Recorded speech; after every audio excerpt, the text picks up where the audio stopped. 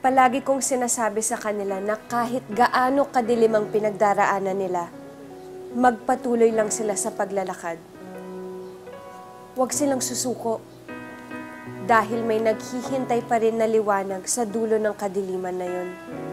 There was a time when I felt that I was cursed, doomed, isinumpa. Pero hindi pala. Ipinagkaloob sa akin ng Diyos ang pinakamagandang blessing na matatanggap ng isang babae. Isang blessing na magbibigay sa akin ng panibagong inspirasyon at rason para mabuhay ng puno ng kulay at saya.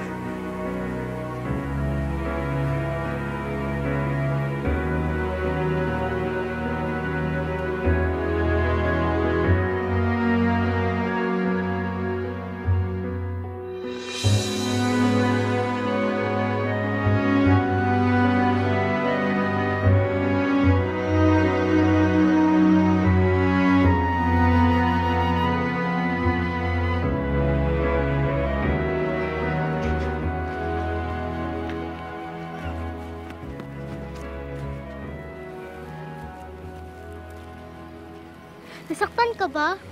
Ba't talaga si Jepoy? Jepoy, ba't kaya yung ginawa mo? Bakit mo siya tinulak? Di ko naman sinasadya eh. Sabi sa akin ni nanay, dapat daw mag-sorry agad. Tasha, sorry na. Dapat, di ka lang bubuli at dapat di ka rin nangaaway. Dapat ka tumutulong pa tayo eh. Uwe, ang bata-bata mo pa. Paano ka tutulong? Sabi sa akin ni nanay, pag naging good daw tayo sa mga tao, di parang nakatulong na rin tayo. Sharina, halika dito. Nay, nandiyan na po!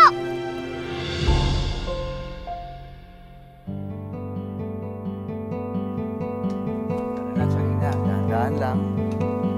Oops, step. Isa. Okay. Diretso lang.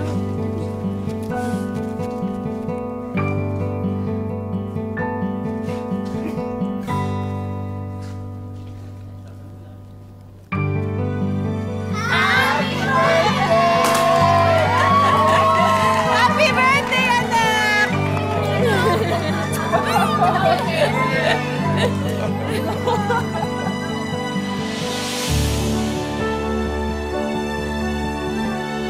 Habang pinagmamasdan ko ang mag-ama ko, nare-realize ko na anuman ang masakit na pinagdaanan ko, mga hakbang pala yun patungo sa masayang sandali na to. Isang malaking laban ang buhay natin. Pakikipaglaban para sa karapatan, karapatan na makamit ang katarungan at karapatan na maranasan ang tunay na pagmamahal.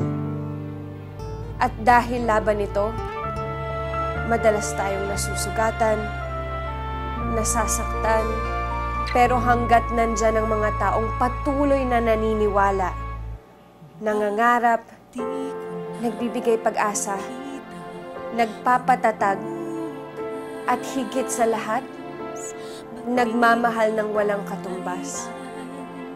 Walang laban ang hindi maipapanalo.